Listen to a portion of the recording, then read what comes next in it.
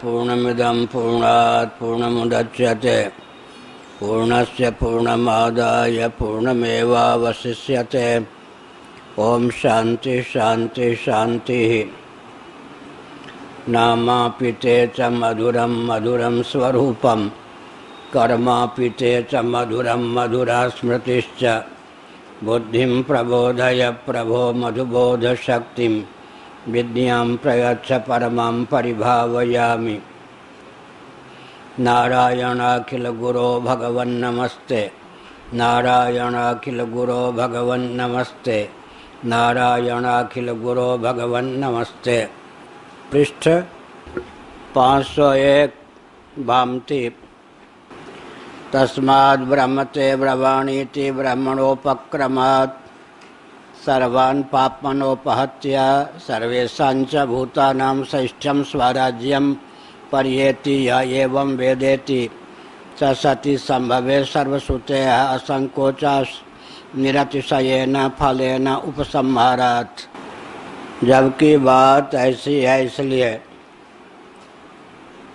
पूर्व पक्ष की ओर से जो कहा गया चंद्र सूर्यादि अधिदैव का कर्ता मुख्य प्राण हो सकता है अथवा जीव ही कर्ता हो सकता है, यह पक्ष उचित सिद्ध नहीं होता, क्योंकि बालाकी ने अजात शत्रु के सम्मुख ब्रह्म के कथन की प्रतिज्ञा की।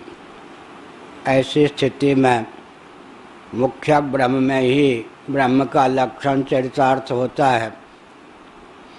अजात शत्रु ने बालाकी से कहा, तुमने प्रतिज्ञा की ब्रह्म के प्रतिपादन की, लेकिन ब्रह्म के रूप में तुमने जिसे ख्यापित किया वह तो वास्तव ब्रह्म नहीं है, वह भी कार्य कोटि प्रविष्ट होने के कारण कार्य ब्रह्म ही सिद्ध होता है। ऐसी स्थिति में बालाकी के द्वारा प्रतिज्ञात ब्रह्म का ही प्रतिपादन राजर्षि अजात शत्रु के द्वारा किया गया, और जो फलश्रुति उन्होंने ब्रह्मबोध की बताई वो किसी अन्य के विज्ञान में चरितार्थ नहीं है। अर्थात जो इस प्रकार जानता है वह समग्र पापों से विनिर्मुक्त हो जाता है, निष्पाप हो जाता है सर्वतोभावेन। साथ ही साथ निरतिशय ऐश्वर्य को स्वराज्य को प्राप्त करता है। अब अगर प्राणात्मा या प्रज्ञात्मा को ही अधिदैव सूर्यादि चंद्रादि का कर्ता माने, तब तो निरतिशय फल की प्राप्ति नहीं होगी। फल प्रतिपादक जो वचन है उनमें संकोच करना पड़ेगा, अर्थात बहुत से पापों का नाश हो जाता है और बहुत सी रिद्धि सिद्धियां मिल जाती हैं, बहुत सा ऐश्वर्य मिल जाता है, लेकिन अर्थ में संकोच करने की आवश्यकता नहीं है। जब ब्रह्म का प्रतिपादन ही अजात शत्रु ने किया, यह तथ्य सिद्ध है, तब ब्रह्म के विज्ञान से जिन फलों की निष्पत्ति होनी चाहिए उन फलों को ही पूर्ण रूप से मानना चाहिए। उन फलों में संकोच का कोई प्रसंग नहीं है।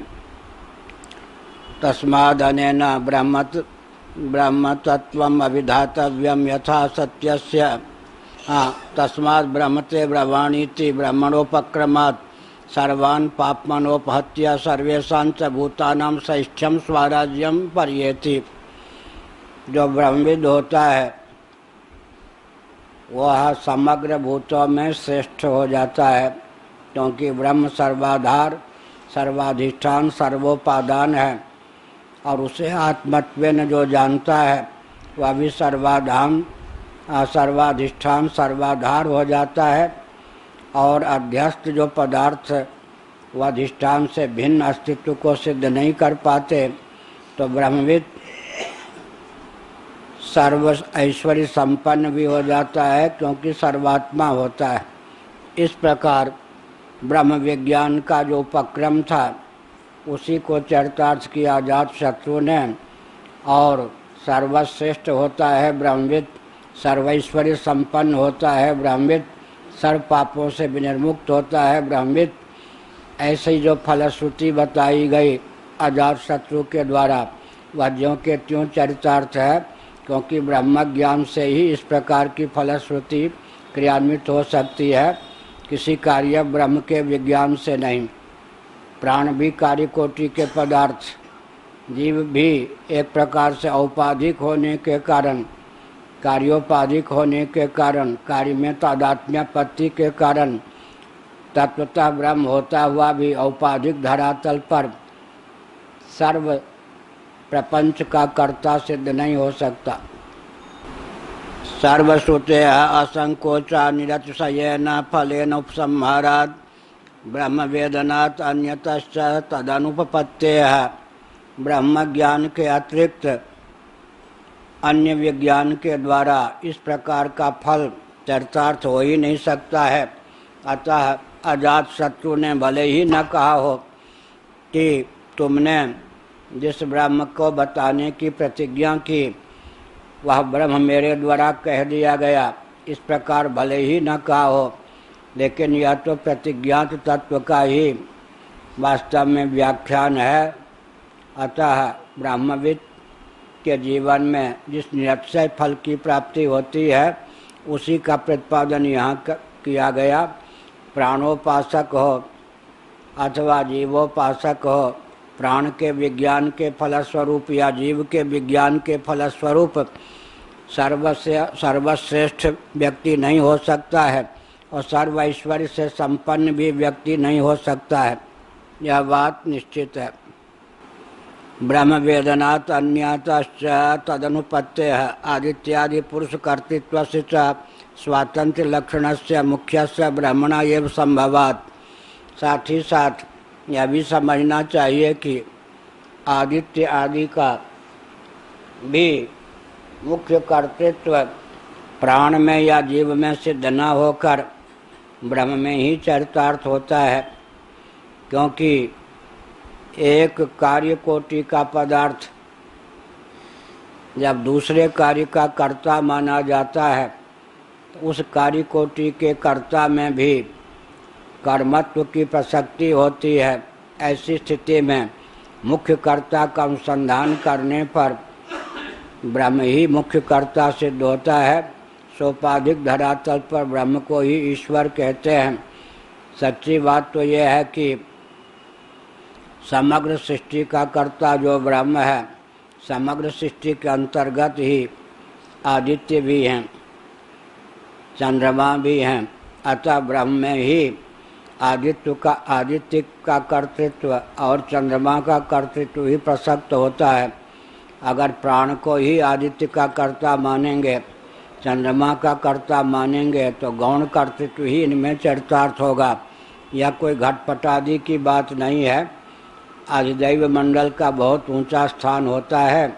ऐसी स्थिति में प्राणोपाधिक हिरण्यगर्भ को या प्रज्ञोपाधिक जीव को अगर हम आदित्यादि अधिदैव का कर्ता मानते हैं तो भी मुख्य कर्तृत्व वास्तव में ब्रह्म में ही चरितार्थ होता है, क्योंकि शास्त्रों का अनुशीलन करें तो प्राण शब्द का प्रयोग भी ब्रह्म के अर्थ में हुआ है और जीव शब्द का प्रयोग भी ब्रह्म के अर्थ में हो ही सकता है।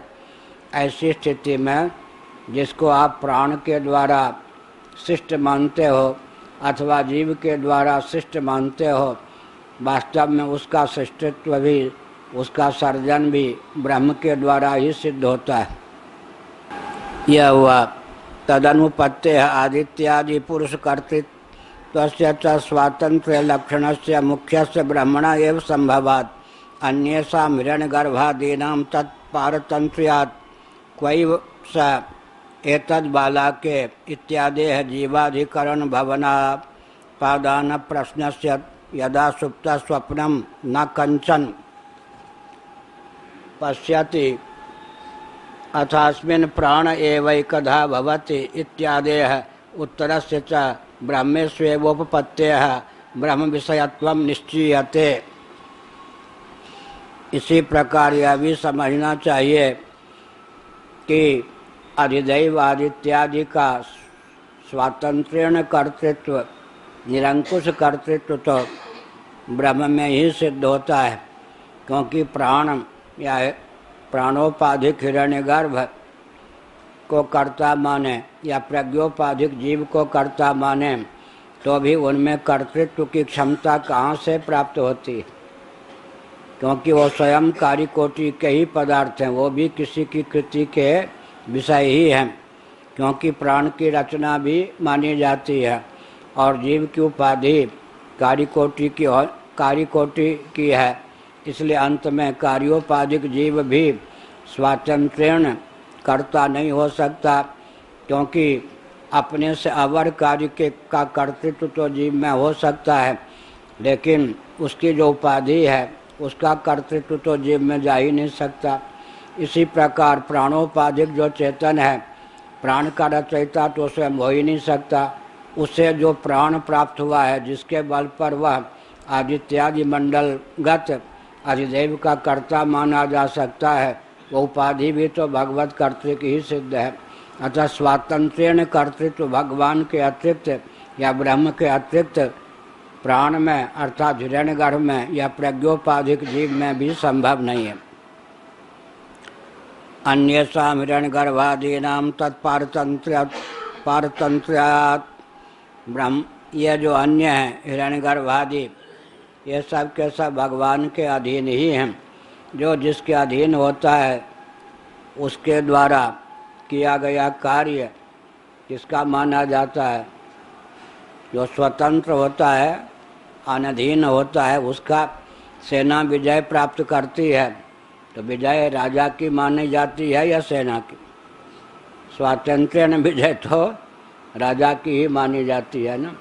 इसी प्रकार से थोड़ी देर के लिए प्राण ही मान लो अधिदैव के कर्ता सिद्ध हो जाएं, अथवा जीव प्राण ही या जीव ही मानव अधिदैव के कर्ता सिद्ध हो जाएं, तो भी क्या होगा? अंत में जीव में जो कर्तृत्व का संचार होगा, प्राण में जो कर्तृत्व का संचार होगा, वह तो परमात्मा से ही होगा ना। इसलिए परमात्मा में ही स्वातंत्र्य कर्तृत्व की प्रसक्ति है, किसी अन्य में नहीं। क्वै स एतद्वालाक्य इत्यादि जीवाधिकरण भवनापादान प्रश्नस्य यदा सुप्त स्वप्नं न कंचन पश्यति अथास्मिन् प्राण एवैकधा भवति इत्यादि उत्तरस्य च ब्रह्मण एव उपपत्तेः ब्रह्म विषयत्वं निश्चीयते। साथ ही साथ यह भी प्रश्न उठा कि सुषुप्ति दशा में आखिर कौन आश्रय बनता है, प्राण का भी आश्रय कौन बनता है? अगर इस पर विचार किया जाए तब सबका आश्रय तो भगवत तत्व ही सिद्ध होता है, क्योंकि जीव को भी ले लेंगे तो जीव किसके आश्रित रहेगा? आश्रय दो प्रकार का होता है, एक नीचे से विचार करने पर, एक ऊपर से विचार करने पर। जैसे जल को लेकर हम विचार करेंगे तो जल का आश्रय कौन सिद्ध होगा? नीचे पृथ्वी तत्व, पृथ्वी सिद्ध होगी या नहीं? क्योंकि जल जो है पृथ्वी के आश्रित रहती है, लेकिन वास्तव में तो पृथ्वी का कार्य जल नहीं है, जल का कार्य पृथ्वी है। और जल किसका कार्य है? तेज का कार्य है। तो दो आश्रय तत्व दृष्टि से वस्तु को प्राप्त है। जैसे जल को ऊपर तेज का आश्रय प्राप्त है, नीचे पृथ्वी का आश्रय प्राप्त है। मुख्य आश्रय जल का कौन है? तेज है या पृथ्वी? जल जो है उसका मुख्य आश्रय कौन होगा? आश्रय तो दो प्रतीत होते हैं। पृथ्वी के सहारे सरोवर आदि का, नदी आदि का, समुद्र आदि का जल परिलक्षित होता है, तो हम कह सकते हैं कि जल का आश्रय पृथ्वी है। लेकिन जो जिसका उपादान कारण होता है वही उसका मुख्य रूप से आश्रय होता है। जैसे घट को हम कहीं रख दें तो भूतल विशेष, स्थान विशेष जल का आश्रय तो हो गया, इसका पृथ्वी घट का आश्रय तो हो गया, लेकिन सचमुच में जिस मिट्टी के द्वारा घट की संरचना हुई वह मिट्टी ही घट का उपादान होने के कारण, उसी के ऊपर घट की सत्ता निर्भर करने के कारण वास्तव में घट का आश्रय मृत्तिका ही सिद्ध है ना। इसी प्रकार तेज के भी दो आश्रय मिल जाएंगे, नीचे जल, क्योंकि अग्नि की अभिव्यक्ति समुद्र आदि से होती है, जल से होती है, ऊपर वायु। अब दो आश्रय में सचमुच का आश्रय कौन है, मुख्य आश्रय कौन है तेज का, और गौण आश्रय कौन है, नैमित्तिक आश्रय कौन है, उपादान कोटि का आश्रय कौन है, इस पर विचार करेंगे तो तेज का वास्तविक आश्रय वायु तत्व है और जल उसका अभिव्यंजक संस्थान होने के कारण नैमित्तिक गौण आश्रय है। इसी ढंग से यहाँ पर भी विचार करना चाहिए। आपने जो पूर्व पक्ष की ओर से आपने जो आश्रय बताया वो तो अवर कोटि का बताया। तात्विक दृष्टि से दो आश्रय में मुख्य आश्रय का अनुसंधान करना चाहिए। अब वायु का आश्रय फिर विचार करेंगे तो ऊपर आकाश है, नीचे कौन है, तेज है। तेज जो है मुख्य आश्रय नहीं है, आकाश मुख्य आश्रय है, क्योंकि आकाशाद वायु, आकाश से वायु की निष्पत्ति होती है। इस प्रकार से तेज आश्रय होने पर भी कार्य कोटि का पदार्थ जब अपने कारण का आश्रय होता है तो गौण आश्रय माना जाता है ना। यह सब दृष्टांत मैंने समझने के लिए अपनी ओर से दिया। इत्यादि है जीवाधिकरण भवनापादान प्रश्न से यदा सुप्त स्वप्नम न कंचन पश्यति अथास्मिन् प्राण एव एकधा भवति इत्यादि उत्तरस्य च ब्रह्मस्वेव उपपत्तेः ब्रह्म विषयत्वं निश्चीयते। अब कहते हैं कि सुषुप्ति को लेकर जो विचार किया गया, जब गाढ़ी नींद होती है उस समय कर्मेंद्रियां ज्ञानेंद्रियां सो जाती हैं, अंतःकरण भी सुप्त हो जाता है, लेकिन प्रातीतिक दृष्टि से प्राण की विद्यमानता रहती है। अगर प्राण स्पंदन भी समाप्त हो जाए तो व्यक्ति मृत माना जाता है। जैसा कि हमने पहले कहा था, पर दृष्टिया प्राण का अस्तित्व सुषुप्ति में है, लेकिन स्वदृष्टि से प्राण का अस्तित्व सुषुप्ति में सिद्ध नहीं होता, क्योंकि मांडूक्य उपनिषद ने सुषुप्ति में जीव को 19 करण नहीं माना, 19 करणों वाला नहीं माना, बल्कि चेतोमुख माना है। ऐसी स्थिति में मांडूक्य श्रुति की दृष्टि से विचार करें तो अभानात्मक वियोग प्राण का भी सुषुप्ति में होता है, लेकिन पर दृष्टि से विचार करें तो सुषुप्ति में प्राण की विद्यमानता होती है। अब पर दृष्टि से मान कर कही अजात शत्रु ने क्या किया, बालाकी का हाथ पकड़ा प्रेम पूर्वक, चलिए पंडित जी आगे चलिए। अब राजभवन में एक व्यक्ति खर्राटे लेकर सो रहा था। अब विचारणीय प्रश्न है कि प्राण स्पंदन से युक्त था तभी तो जीवित माना गया, सो रहा था, मृत तो नहीं था ना। तो हम कह सकते हैं कि प्राण ही मुख्य है, क्योंकि एक विचित्र बात है कि सुषुप्ति में जिसकी गति न हो, सुषुप्ति तक गति हो भी जाए तो भाष्य कोटि का पदार्थ सिद्ध होता हो, वह मुख्य तत्व नहीं हो सकता। आत्मा का विवेक करने के लिए हमको क्या मानना पड़ेगा, जागर ही नहीं बल्कि स्वप्न में भी, स्वप्न ही नहीं बल्कि सुषुप्ति में भी जिसका अस्तित्व सिद्ध होता हो, जिसकी विद्यमानता सिद्ध होती हो, और विद्यमान होने पर भी जिसकी भाष्य रूपता सिद्ध न होकर भाषकता सिद्ध होती हो, जो भावना स्वरूप सिद्ध होता हो, उसी में आत्मा होने की योग्यता है, अन्यों में नहीं। अब अगर कहें कि प्राण भी सुषुप्ति में बना रहता है तो प्राण ही को मान लो मुख्य तत्व, तो कहते हैं नहीं, क्योंकि प्राण तो विद्यमान था। प्राण के नामों को लेकर पुकारा अजात शत्रु ने, लेकिन प्राण अगर चेतन होता तो जग ही पड़ता, जगा नहीं। तब छड़ी के सहारे थोड़ा हिलाया, उस व्यक्ति को यों किया, उसके बाद वह व्यक्ति जग गया। इसका अर्थ होता है जिसके जगने पर व्युत्थान दशा में जिसके जगने पर प्रज्ञा शक्ति की अभिव्यक्ति हुई, उसी को मुख्य मानना चाहिए। प्राण में जड़ता का संचार रहता है। प्राण अगर चेतन होता तो उसके नामों का वो उसका नाम लेकर पुकारने पर प्राण सुन लेता, लेकिन प्राण तो सुनता नहीं। फलबल कल्प है कि प्राण जड़ है, और जड़ वस्तु में जो कर्तृत्व है वो मुख्य है नहीं। अतः सुषुप्ति में भी विचार करें तो आश्रय के रूप में प्राण की प्राप्ति नहीं होती है। जीवाश्रय वास्तव में प्राण नहीं है, वहाँ भी कौन है? ब्रह्म ही है। जिस ब्रह्म से तादात्म्यपन्न होकर एकीभूत होकर सुषुप्ति में जीव विद्यमान रहता है, जीव का जो आश्रय सिद्ध होता है, वही वास्तव में निरीक्षण परीक्षण के द्वारा मुख्य ब्रह्म होता है। न तो जीव होता है न प्राण होता है। जीवाश्रय के रूप में प्राण को नहीं ले सकते, क्योंकि प्राण तो जड़ है। तो जीव जिससे एकीभूत होकर सुषुप्ति में विद्यमान रहता है, वही मुख्य परमात्मा है, अंतर्यामी है, सर्वेश्वर है। मांडूक्य उपनिषद के अनुसार उसी में अधिदैव ही किया समग्र जगत का कर्तृत्व भी चरितार्थ होता है।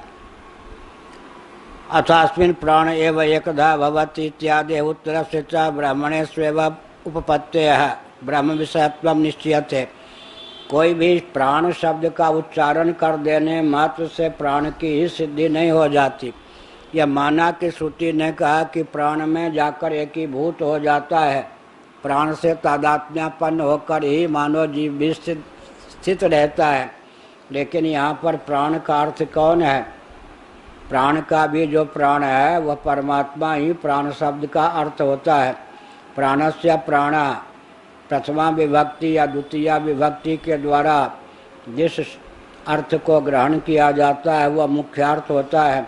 जब हम कहेंगे मनसो मना, तो जहाँ संबंध विभक्ति का प्रयोग हुआ वो मन तो करण कोटि का पदार्थ सिद्ध हुआ। आगे जो प्रथमा या द्वितीय विभक्ति घटित पदार्थ होता है वही मुख्य होता है। वाक का वाक जब कहेंगे तो अंत में जो वाक कहा वह ब्रह्म परक ही अर्थ रखता है। जब हम प्राण का प्राण कहेंगे तो अंत में जो प्राण शब्द का उच्चारण किया गया प्रथमा या द्वितीय विभक्ति घटित वह ब्रह्म परक ही होगा। मनसो मना वाचो वाक प्राणस्य प्राणम, इस प्रकार की श्रुतियाँ जो केनोपनिषद आदि में हैं, तो वहाँ पर एक नियम चरितार्थ होता है। यदवच्छिन्न चेतन होता है तन नामक होता है। क्या? यदवच्छिन्न चेतन होता है तन नामक होता है। प्राणावच्छिन्न चेतन का नाम प्राण, मन से अवच्छिन्न चेतन का नाम मन, बुद्धि से अवच्छिन्न चेतन का नाम बुद्धि, इस प्रकार से। और मनुष्य से अवच्छिन्न चेतन का नाम मनुष्य हो गया, क्योंकि अज है, उसका नामकरण कैसे होगा? नामकरण तभी होगा औपाधिक धरातल पर। यद अवच्छिन्न चैतन्य होता है तन नामक होता है। तो प्राण शब्द से भी ब्रह्म का कथन शास्त्रों में किया गया है। यहाँ भी प्राण से अर्थात ब्रह्म से ही एकीभूत होकर जीव स्थित रहता है, यह समझना चाहिए। यह जो आध्यात्मिक प्राण पवन है उसके लिए प्राण शब्द का प्रयोग नहीं हुआ है। प्राण एवैकधा भवति इत्यादि उत्तरस्य च ब्रह्मणे स्वेव उपपत्तेः ब्रह्म विषयत्वं निश्चयते। इस प्रकार जो उत्तर दिया गया, वास्तव में उससे भी क्या सिद्ध होता है कि ब्रह्म ही क्या है? सृष्टि का कर्ता है। और विचार करके देखें तो अधिदैव का कर्तृत्व मुख्य रूप से ब्रह्म में ही चरितार्थ होता है। प्रकरण चूंकि ब्रह्म का है, अतः भले ही प्राण शब्द का प्रयोग किया गया हो, वह प्राण शब्द भी ब्रह्मार्थक ही मान्य है। अथ कस्मान्न भवतो हिरण्यगर्भ गोचरे एव प्रश्नोत्तरे तथा च नैताभ्याम ब्रह्म विषयत्व सिद्धि इत्येतन्निराचिकीर्षुः पठति एतस्मादात्मना प्राणाः यथायतनं प्रतिष्ठन्ता इति। अब फिर पूर्व पक्ष प्राप्त हुआ आपके द्वारा। हिरण्यगर्भ जो है वही प्रश्नोत्तर के क्रम से कर्ता के रूप में मान्य क्यों नहीं है, अर्थात अधिदैव जो सूर्य चंद्रादि हैं उनका कर्ता प्राण सिद्ध होता है। प्राण का अर्थ वाचस्पति मिश्र जी ने जगह जगह किया है प्रकरण के अनुसार हिरण्यगर्भ। तो हिरण्यगर्भ की दृष्टि से ही अर्थ क्यों न किया जाए या कहें, अर्थात अधिदैव वर्ग का कर्ता प्राण होता है, अर्थात कौन होगा, हिरण्यगर्भ होता है, ऐसा अर्थ क्यों न किया जाए। तो ब्रह्म विधेयत्व सिद्धि इत्येतन निराचिकेषु पठति एतस्मादात्मना प्राणा यथायतनं प्रतिष्ठन्ता इति। अब क्या है, ये जो प्राण हैं यह भी तो ब्रह्म के द्वारा ही अभिव्यक्त होते हैं, ब्रह्म के कार्य सिद्ध हैं। प्राण की उत्पत्ति भी कहाँ से होती है, ब्रह्म से। हिरण्यगर्भ भी प्राणोपाधिक बनेगा तो इसका मतलब है वो भी कार्योपाधिक ही सिद्ध होगा। एक कार्योपाधिक समग्र कार्य का सृष्टा नहीं हो सकता, या स्वयं जो कार्य कोटि प्रविष्ट है वह भी समग्र कार्य वर्ग का कर्ता नहीं हो सकता, क्योंकि वह भी स्वयं एक कार्य है, किसी की कृति का विषय है। इस प्रकार कहा गया। एतदुक्तम भवति, इसका सारांश यह है, इस संदर्भ में यह समझना चाहिए, आत्मैव जीव प्राणादीनाम अधिकरणम नान्यत् इति। अधिकरण माने आधार, जो आत्मा है अर्थात जीव का तात्विक स्वरूप है, वही प्राण हो तो जीव हो तो दोनों का आश्रय अधिकरण सिद्ध होता है। प्राण जिसके आश्रित रहता है वह परमात्मा है, जीव जिसके आश्रित रहता है वह परमात्मा है। अगर हम कहेंगे कि जीव का आश्रय सुषुप्ति में प्राण है तो प्रश्न उठेगा उस प्राण का आश्रय कौन है किसको कहेंगे, फिर शरीर को कहेंगे, किसको कहेंगे। इसीलिए यह मानना चाहिए जीवाश्रय भी परमात्मा ही है, प्राणाश्रय भी परमात्मा ही है। प्राण रूप अधिकरण की बात नहीं है, ब्रह्म रूप अधिकरण में ही ये दोनों तरंग के समान उल्लसित हैं, कौन, जीव भी और प्राण भी। इसीलिए ब्रह्म जो है, आत्मा जो है, वो प्राण का भी प्राण है और जीव का भी जीव है। जीव के जीव, तुलसीदास जी ने कहा, प्राण प्राण के सुख तुम राम, और जीव के जीव भी कहा। इस प्रकार से जीव का भी जीव माने आश्रय भगवत तत्व, ब्रह्म तत्व या ईश्वर तत्व ही सिद्ध होता है। नान्यत कोई और भी प्राणादि का आश्रय हो या नहीं कह सकते। यद्यपि च जीवो नात्मनो भिद्यते तथापि उपाध्यवच्छिन्नस्य परमात्मनो जीवत्वेन उपाधि भेदात् भेदम आरोप्य आधारादेय भावो द्रष्टव्य। अब विचित्र बात, भामतीकार वाचस्पति मिश्र कहते हैं यद्यपि जीव आत्मा ही है।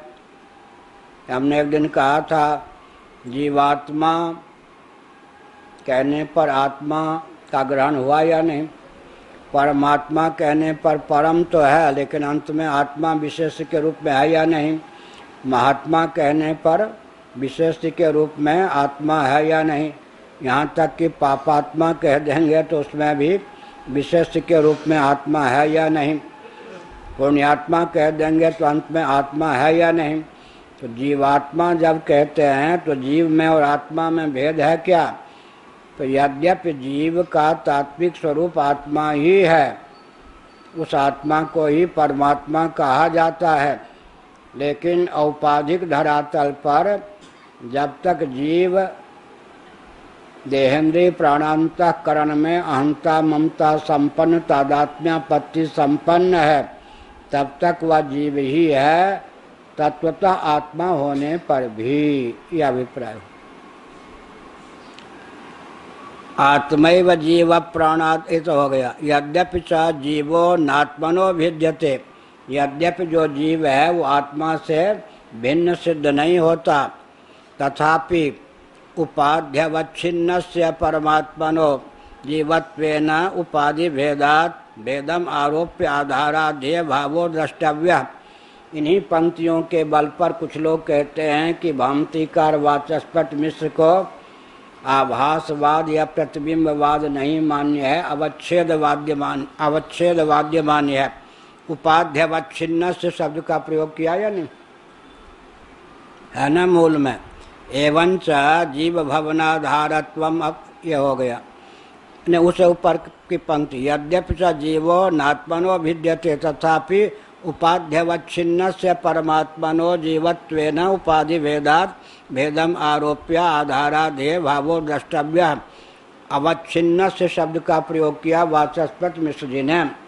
विवरण प्रस्थान और वाचस्पति प्रस्थान में जब भेद किया जाता है, एक भेद लोग ये भी मानते हैं कि वाचस्पति मिश्र जी को अवच्छेदवाद मान्य है, आभासवाद या प्रतिबिंबवाद मान्य नहीं है।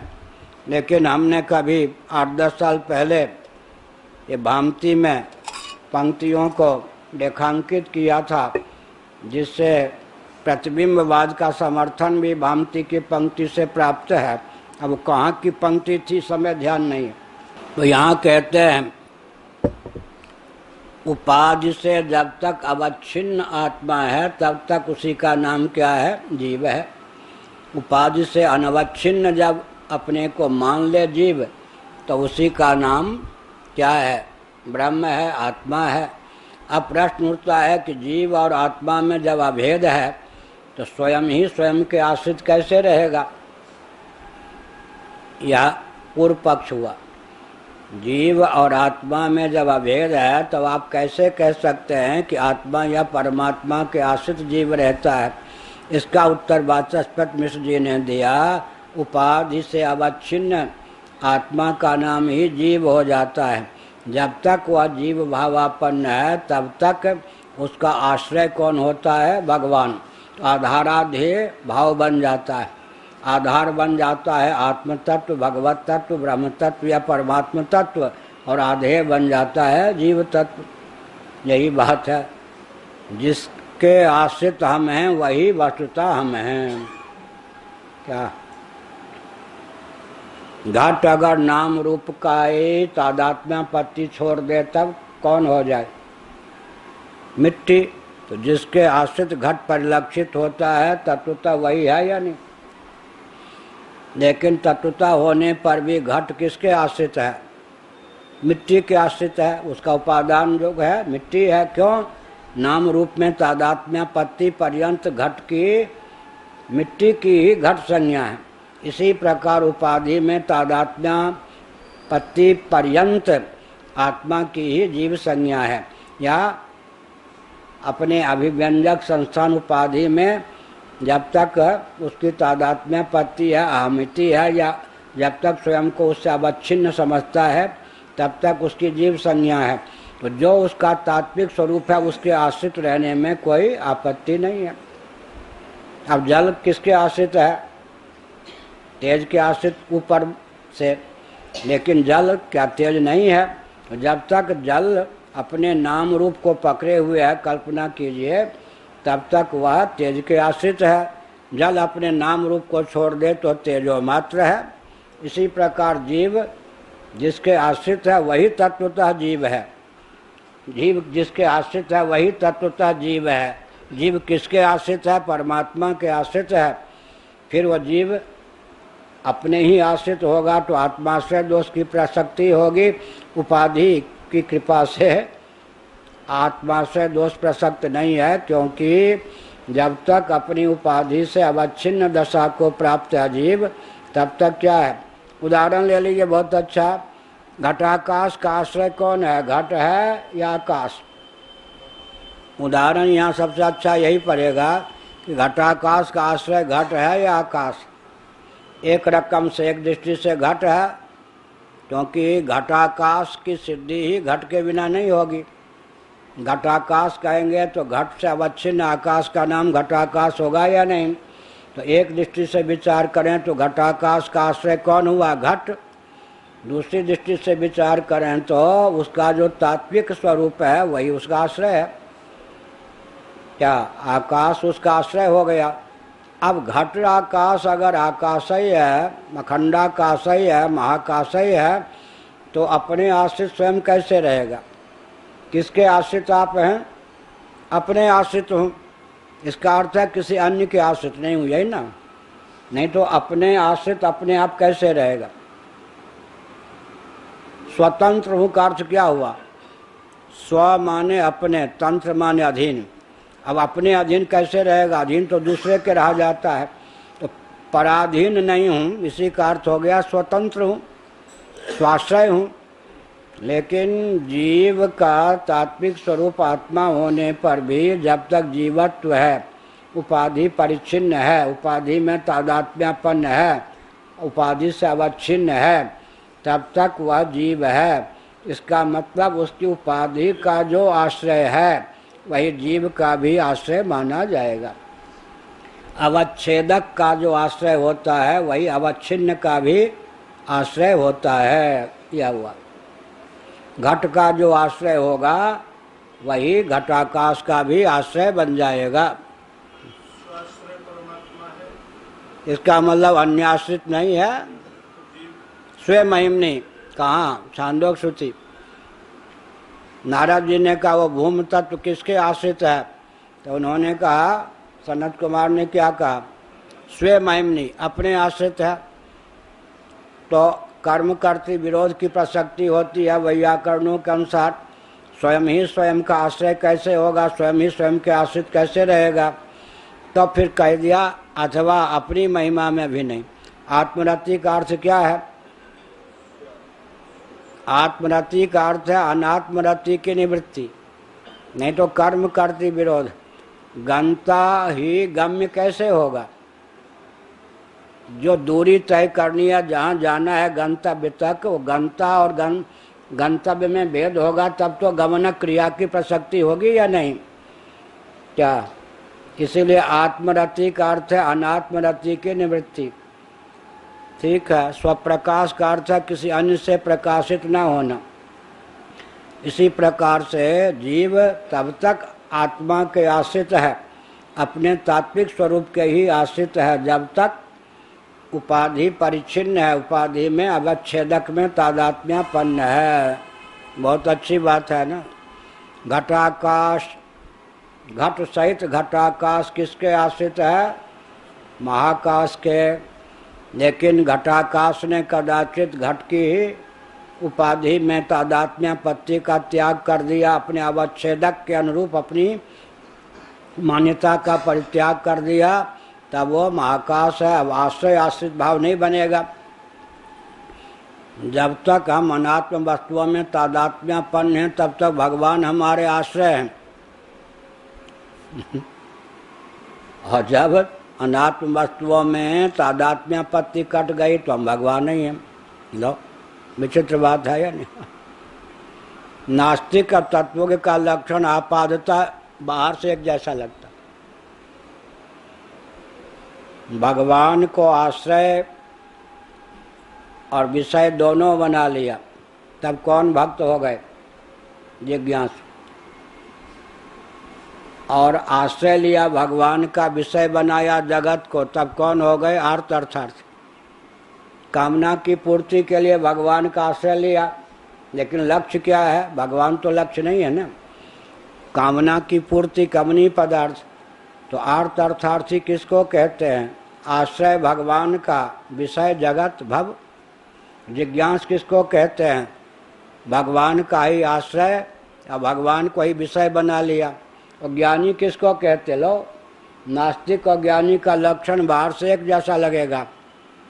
न भगवान को आश्रय बनाया न भगवान को विषय बनाया। ज्ञानी त्वात्म में मतम, भगवद रूप ही हो गए तो आश्रय कैसे बनाएंगे? न भगवान को, विषय तो अपने से भिन्न को बनाया जाता है, आश्रय अपने से भिन्न को बनाया जाता है। तो बाहर से नास्तिक के और तत्वज्ञ के लक्षण एक हो गए या नहीं? जो भगवान को मानता ही नहीं वो भगवान का आश्रय क्या लेगा और भगवान को विषय क्या बनाएगा। और जो भगवद रूप हो गया वो भगवान का आश्रय क्या लेगा, भगवान को विषय क्या बनाएगा।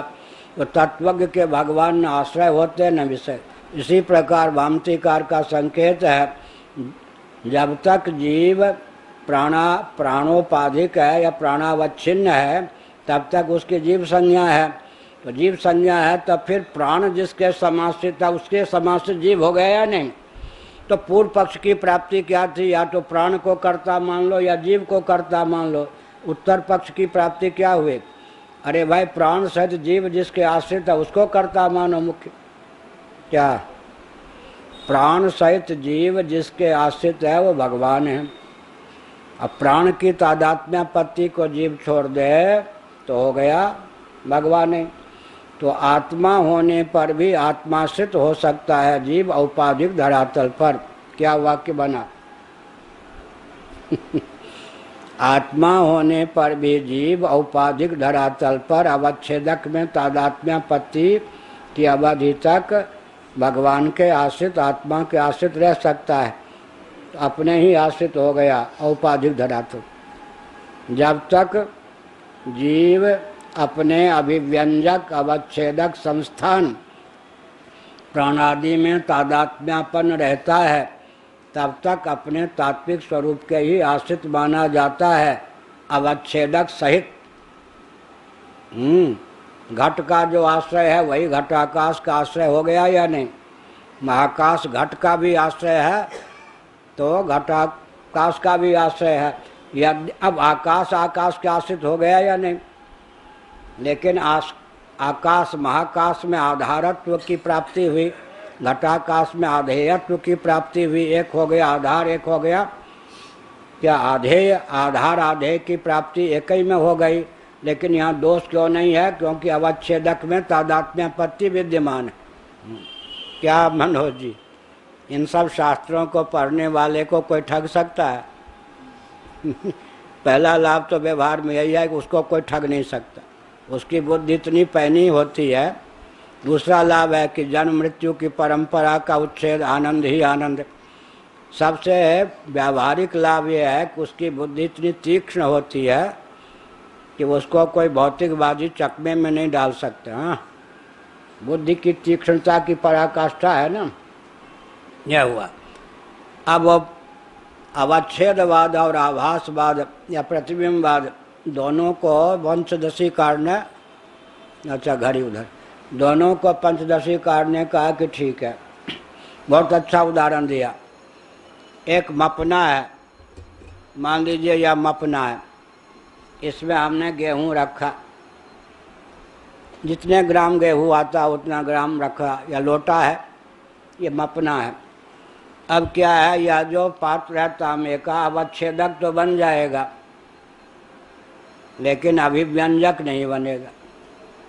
लेकिन ऐसा है कोई जिसमें प्रतिबिंब ग्रहण करने की भी क्षमता हो, अवच्छेद शीशा आदि, अवच्छेदकता भी है, प्रतिबिंब ग्राहकता भी है, तब उसमें क्या होगा, विशेषता होगी या नहीं। अब मुर्दा शरीर आत्मा का या ब्रह्म का या परमात्मा का अवच्छेदक तो बन सकता है लेकिन अभिव्यंजक नहीं बनेगा। मुर्दा में सब में आत्मा है या नहीं है, परमात्मा तो है ही। आत्मा कोई ना भी माने, परमात्मा को तो मानेंगे ना, तो मुर्दा जीवित क्यों नहीं जी। मुर्दा जो है सब शरीर अवच्छेदक तो है लेकिन अभिव्यंजक नहीं है। अंतःकरण उसमें फिर आ जाए, जैसे सत्यवान के शरीर में आ गया। सावित्री के अनुदय विनय से भगवान यमराज ने किसके शरीर में, सत्यवान के सब शरीर में पूरी अष्टक को डाल दिया, जीव को डाल दिया, तो क्या हो गया, फिर को अभिव्यंजक संस्थान हो गया स्थूल शरीर। तब क्या हो गया, चेतन हो गया। इसका मतलब क्या है, सब अवच्छेदक तो है, अभिव्यंजक नहीं है। और अंतःकरण अवच्छेदक और अभिव्यंजक दोनों है। इस दृष्टि से वाचस्पति यह पंचदशीकार विद्यारण्य स्वामी ने कहा केवल अवच्छेद मात्र से काम नहीं चलता, अभिव्यंजकता भी चाहिए, प्रतिबिंब ग्राहकता भी चाहिए। अब कहते हैं निराकार का प्रतिबिंब कैसे बनेगा, ब्रह्म तो निराकार है। इसका उत्तर क्या है, आकाश का जो गुण है शब्द, शब्द निराकार है या नहीं, प्रतिध्वनि पड़ती है या नहीं।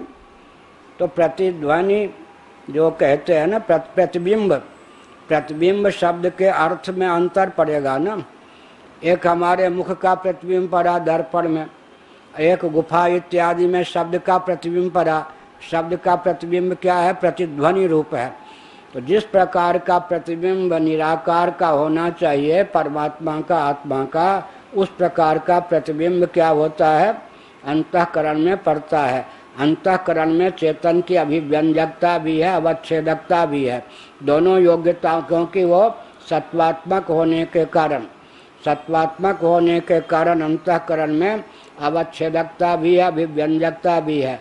अवच्छेदवाद को लेकर भामतीकार ने यहाँ कहा, तो कहा बहुत विचित्र बात है, जीव का आश्रय वह बनता है जो जीव का तात्विक स्वरूप है। जीव का आश्रय वह बनता है जो जीव का तात्विक स्वरूप है। अब मैंने अपनी ओर से इसकी व्याख्या में यह कहा, जीव का अवच्छेदक जो है, उस अवच्छेदक के सहित जीव का आश्रय कौन हो गया? परमात्मा। जैसे घट के सहित घटाकाश का आश्रय कौन हो गया? महाकाश। इसी प्रकार जीव आत्मस्वरूप होने पर भी आत्मा के आश्रित रह सकता है, क्योंकि जब तक उपाधि में तादात्म्यपत्ति, अवच्छेदक में तादात्म्यपत्ति या अहमिति है, तब तक वो औपाधिक धरातल पर आश्रित हो ही सकता है। तो अपने अभिव्यंजक संस्थान या अवच्छेदक संस्थान का जो आश्रय है, उसी के आश्रित जीव भी है। तो प्राण जिसके आश्रित है, उसी के आश्रित प्राणोपाधिक चेतन भी आश्रित है। या यूँ कह दें, प्रज्ञा जिसके आश्रित है, उसी के आश्रित प्रज्ञात्मा भी है। प्राणात्मा का भी आश्रय बन गया कौन? आत्म तत्व। और प्रज्ञात्मा का भी आश्रय बन गया आत्म तत्व। आत्मैव जीव प्राणादीनाम अधिकरण नान्यतिथि। जीव और प्राणादि दोनों का अधिकरण माने आश्रय आत्मा ही सिद्ध होता है। तब कहते एक तो एक और जीवो ब्रह्मैव न परः कहते हो, और एक और जीव को, जीव का आश्रय भी ब्रह्म को बताते हो, जीवो ब्रह्मैव न परः। तो फिर जीव का आश्रय कैसे होगा? इसका उत्तर दिया, यद्यपि च जीवो नात्मनो भिद्यते तथापि उपाधि अवच्छिन्नस्य परमात्मनो जीवत्वेन उपाधि भेदात् भेदाम आरोप्य आधाराधेय भावो द्रष्टव्य। माना कि यद्यपि यह जो जीव है आत्मा स्वरूप ही है, जीव और आत्मा में भेद नहीं है, लेकिन जब तक इसका अवच्छेदक है, उस अवच्छेदक में तादात्म्यपन्न जीव है, तब तक अपने अवच्छेदक के सहित जीव स्वयं भी अपने तात्विक स्वरूप आत्मा के समाश्रित हो ही सकता है। या एवं च जीव भवनादारत्वमपा आदानत्वं च परमात्मन उपपन्नम। इस प्रकार जीव का आधार परमात्मा सिद्ध हो सकता है, कोई अन्य नहीं। सुषुप्ति में भी जीव का आधार आत्मा या परमात्मा ही है, उसका तात्विक स्वरूप ही है। फलबल कल्प है कि उसके अवच्छेदक के सहित अवच्छिन्न कोटि का पदार्थ जो जीव है वो परमात्मा के ही आश्रित है। ऐसा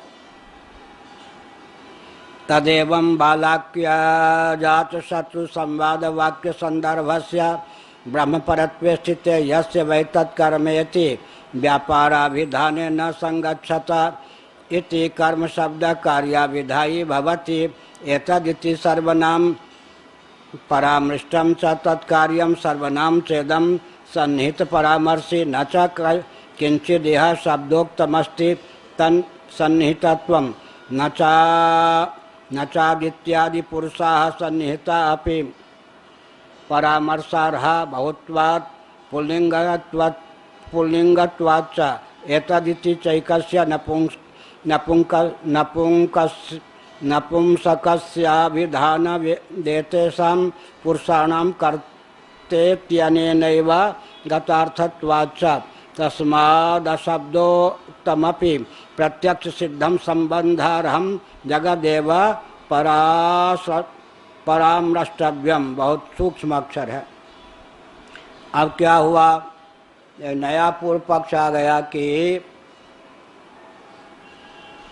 यहाँ पर कहा गया ये जो पुरुष हैं, पुरुषाह बहुवचन, उनका जो कर्ता है अधिदैव कोटि के जो चंद्र सूर्यादि पुरुषाह बहुवचन प्राप्त पुल्लिंग प्राप्त हैं, इनका कर्ता कौन है? बालाकी ने कहा ब्रह्म है। एतत् जब कहा गया तब उसमें एतत् वो क्या है? सर्वनाम है। नाउन के बदले प्रोनाउन का प्रयोग होता है, संज्ञा के बदले सर्वनाम का प्रयोग होता है। नपुंसक लिंग है, एक वचन है, पुरुषाह पुल्लिंग है, बहुवचन है, इसलिए दोनों में तो अंतर स्पष्ट ही हो गया। ऐसी स्थिति में कहा जाता है कि पुरुषों का कर्तृत्व जिसमें है वो तो स्पष्ट ही है, लेकिन एतत् पदार्थ क्या है जिसका कर्तृत्व ब्रह्म में जाएगा? उसका नाम का उल्लेख तो नहीं हुआ ना। यहाँ तो अधिदैव का स्पष्ट उल्लेख है, पुरुषाह बहुवचन भी है, पुल्लिंग भी है, लेकिन जिसका कर्तृत्व आप ब्रह्म में मानते हो वो पदार्थ क्या है? कोई ऐसा वक्ता हो जो नाउन का प्रयोग किए बिना प्रोनाउन का प्रयोग कर दे, संज्ञा का प्रयोग किए बिना सर्वनाम का प्रयोग कर दे, तो सर्वनाम किसके मत्थे जाएगा? उस सर्वनाम से ग्रहण किया किसका किया जाएगा? एतत् शब्द जो है सर्वनाम है, लेकिन किसके बदले एतत् शब्द का प्रयोग किया गया? नपुंसक एक वचन का। पुरुषाह बहुवचन और पुल्लिंग हैं, उनके लिए तो एतत् शब्द का प्रयोग होने से रहा। वैयाकरणों की दृष्टि से या वेदांतियों की दृष्टि से एतत् शब्द का प्रयोग जिसके लिए हुआ है वो कोई परिगणित पठित नहीं है। जब शब्द के द्वारा उसका ग्रहण ही नहीं है तो शब्दार्थ का अधिगम उसके माध्यम से कैसे हो सकता है? उदाहरण के लिए प्रत्यक्ष प्रमाण के द्वारा घटोयम, घट है भूतल पर, लेकिन अयम कोई कह दे घट शब्द का प्रयोग न करे तो बात बनेगी नहीं। यहाँ पर कोई शब्द के द्वारा प्राप्त जो होता है विषय, उसी का फिर शब्द के द्वारा अधिगम हो सकता है। अर्थात नाउन संज्ञा का प्रयोग तो यहाँ किया ही नहीं गया, केवल एतत् कहकर सर्वनाम का प्रयोग करके उसका कर्तृत्व ब्रह्म में प्रतिष्ठित कर दिया गया। अब ऐसी स्थिति में शाब्द बोध की जो प्रक्रिया है उसके अनुसार जब तक एतत् पदार्थ जिसके लिए एतत् शब्द का प्रयोग किया गया शब्द के द्वारा प्राप्त न हो तो अर्थ में भी परिगणित नहीं होगा, यह कहा। इसका उत्तर फिर इसके स्पष्टीकरण एक एक पंक्ति का आगे करेंगे, भावार्थ हमने कह दिया। इसका उत्तर यह है, ठीक है, प्रत्यक्ष यहाँ पर घट होता है तो घटोयम कहते हैं। घट को छोड़कर अयम कहने से घट का ग्रहण नहीं होगा, क्योंकि घट शब्द का प्रयोग नहीं किया गया। वहाँ तो घटोयम कह दिया ना, पृथ्वी पर प्रत्यक्ष है। केवल अयम कहने से काम नहीं चलेगा, पूरा कहना पड़ेगा घटोयम या घट है। अयम कह देने से घट का ग्रहण नहीं होगा, क्योंकि जगत शब्द का प्रयोग, सृष्टि शब्द का प्रयोग, कार्यात्मक प्रपंच शब्द का प्रयोग नहीं किया गया। वहाँ तो अधिदैव का वर्णन कर दिया गया, तो उसके कर्तृत्व का प्रसंग जीव या प्राण को लेकर चला। यहाँ किसका कर्ता सर्वनाम का प्रयोग कर दे और संज्ञा का प्रयोग न करे तो संज्ञा की प्राप्ति किस बल पर होगी? माने प्रोनाउन का प्रयोग कर दे और नाउन का प्रयोग न करे तो प्रोनाउन के बल पर किस नाउन का ग्रहण होगा? वह जाता है, अरे वह जाता, वह का किसको बैठा में, वह किसका अर्थ लें? वह जाता है कह दें, उसका वह करता है, तो उसका मतलब फिर उसका किसके लिए उसका शब्द का प्रयोग हुआ उसको ढूंढना पड़ेगा।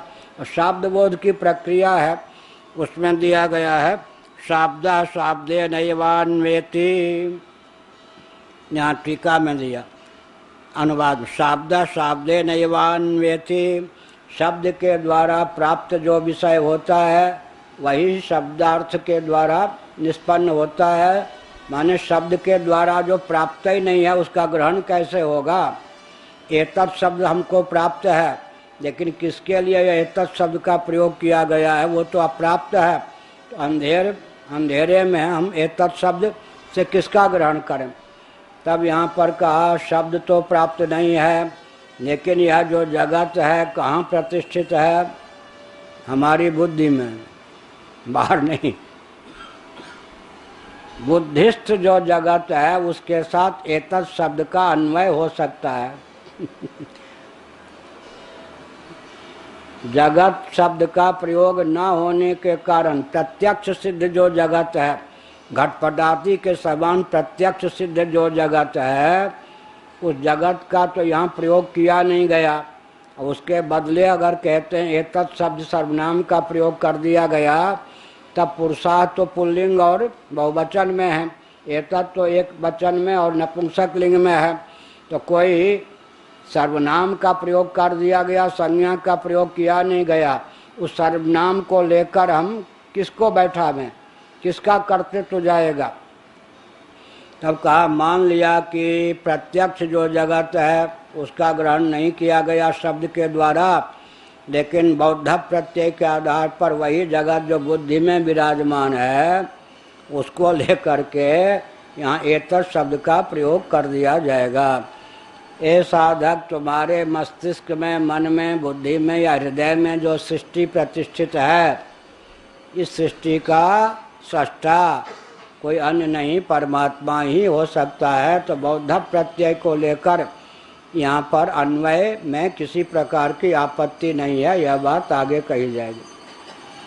ओम पूर्णमदः पूर्णमिदं पूर्णात् पूर्णमुदच्यते पूर्णस्य पूर्णमादाय पूर्णमेवावशिष्यते। ओम शांति शांति शांति। नामापि ते च मधुरं मधुरं स्वरूपं, कर्मापि ते च मधुरं मधुरा स्मृतिश्च। बुद्धिं प्रबोधय प्रभो मधुबोध शक्तिं, विद्यां प्रयच्छ परमां परिभावयामि। नारायण।